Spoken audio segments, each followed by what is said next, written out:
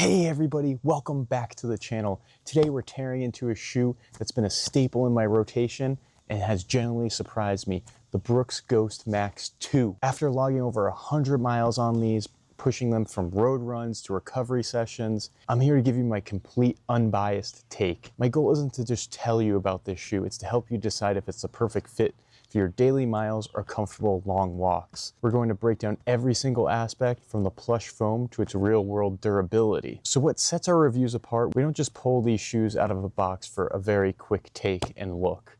I personally put these through rigorous real-world testing, applying objective testing standards, and measuring performance on multiple surfaces. You're getting insights based on proven data and practical experience, not just initial impressions or hype. So let's get right into our review. Comfort, it scored a really good score of an 8.5 out of 10. So the absolute moment my foot settled into these, it was honestly like hitting the jackpot. The DNA Loft V3 foam is very plush and it feels like you're sinking into a premium mattress. Honestly, it's very deep and plush, and it set a really high bar right when I put them on. I felt a noticeable upgrade in the responsiveness and energy return compared to the original Ghost Max, which that shoe was already a decent shoe to begin with.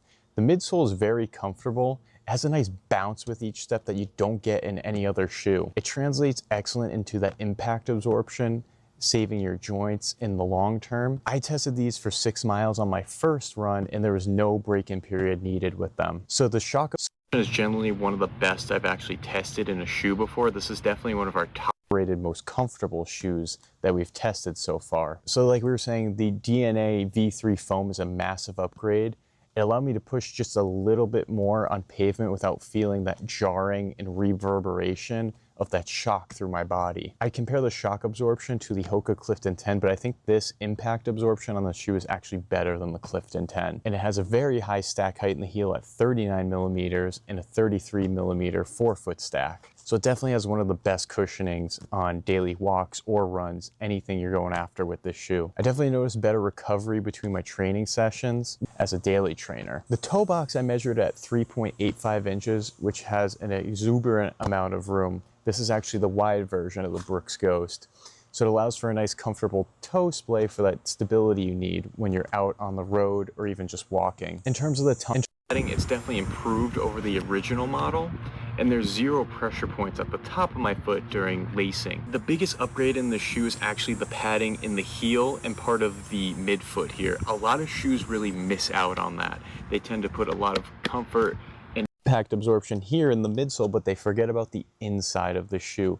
This is one of the best pads here around the heel and as well as the midsole of the shoe. It really hugs your foot in a nice plush and comfortable way without overly compressing it. So that's something that definitely differentiates the Brooks Ghost Max from other shoes out there. It has a nice engineered mesh upper with the 3D Fitprint technology. It's pretty breathable for a running shoe or a walking shoe. I would say it's about mid for breathability. It's definitely not the most breathable during those summer months, but again, it's not overly sweaty or anything of that sort. By the way, we have links down below in the description where you can purchase this shoe. You get the lowest possible price and also possible exclusive discounts. Check out those links to see how much you can save today. All right, back to the review. Traction, we rated it 8.5 out of 10. It's equipped with a nice blown rubber outsole and has a nice segmented design within the outsole to distribute your wear evenly. On dry pavement, the traction is really exceptional for a road runner. I felt really confident on the road with these. I also put them to test on wet surfaces and light gravel paths. They're secure throughout. I would say there was still minimal slipping, especially on those wet terrains. But overall, I think the strategic rubber placement was a really good idea by Brooks. So while I was running on concrete and asphalt, I felt that grip was really outstanding. The rubber compound really bites into those road surfaces and you get a really nice grippy feeling. Overall, the shoe has nice flexibility, which is perfect for your toe-off phase and your stride, and naturally propels your foot forward. They really balance the flexibility on road running and walking for this shoe. When I tested it on rougher trails, this definitely wouldn't be my #1 choice though for a trail running shoe. It's designed more for roads and light paths. Overall, the Brooks Ghost Max has excellent traction for the road and light trails. Use it as a walker, a daily training shoe, or anything in between. The traction is definitely above average. Stability and support, we rated it at 8.5 out of 10. So it's marketed as a neutral daily trainer. However, I was very pleasantly surprised by how stable it felt with that marketing that they put out there. One surprising thing about the stability was that because of the high level of cushioning, I really wasn't expecting that the midsole platform was going to be so stable during impact and transition phases of my stride. My foot definitely felt securely positioned in the shoe. There's no feeling of being restricted though, and the engineered mesh upper really played a role holding my foot firmly in place and preventing any excessive internal movement. So I put the Ghost Max 2 through a lot of various striking patterns, heel striking, midfoot striking, and forefoot striking. The stability is definitely consistent across all of these.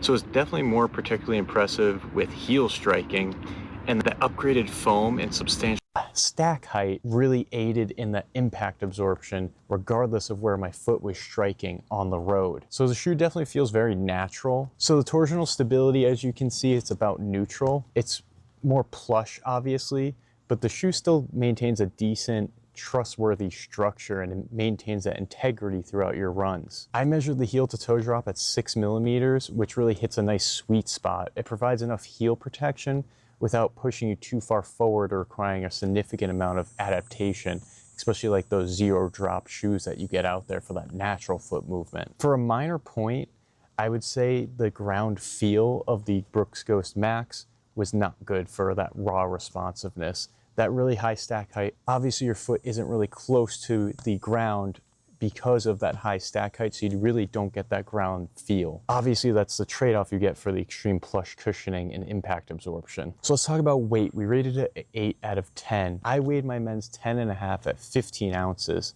So the original Brooks Ghost Max was only 10 ounces, so they really increased the weight on this one. That's because of the increased stack height and all the new cushioning technologies in the shoe. However, Brooks says that the shoe is actually 10.8 ounces, so obviously they're off by 4 ounces. So it's definitely not an ultralight demon. It has, like I said, the amount of substantial cushioning and all the prescriptive technologies in this really add to that weight. I would say the glide roll technology really helps the shoe feel a lot more lightweight than it is. I'd compare this closer to the Hoka Clifton 10, which only weighs about 11 ounces. However, it feels a lot lighter than that because of how smoothly and efficient my stride is. So it's not all about what's on the scale, it's about how it actually feels when you're on the road. I would say at the end, for its intended purpose and highly cushioned shoe, the weight is definitely a good fair trade-off at the end of the day. It prioritizes that plush comfort, and that's something that you don't get in a lot of shoes out there. Moving on to fit, we rated it a 9 out of 10. So I purchased the men's size 10.5 at the wide size, the 2E. And it fit true to size, no need to size up or down. Like I said, that toe box was nice and wide, no areas of compression there or anything of that sort, no heel slipping. I felt that that 3D fit print technology overlay really helped with the adaptable fit within the upper of the shoe, and it really accommodates a lot of different foot shapes. This is definitely one of the best universal fitting shoes out there. And overall, Brooks just makes shoes that the fit is constant and the same through all their different shoe lines, so you can get the same size without having to worry about sizing up or down based on what you chose the first time. So our last category, value, is the Brooks Ghost Max worth it? So we rated it a 4.5 out of 10. So absolutely, it's a great daily trainer as well as a walking shoe. So especially if you're looking for one of the most comfortable shoes out there in 2025. And the best part about all that is it doesn't cost an arm and a leg. So the Brooks Ghost Max 3 is coming out soon, and they've dropped the price here of the 2.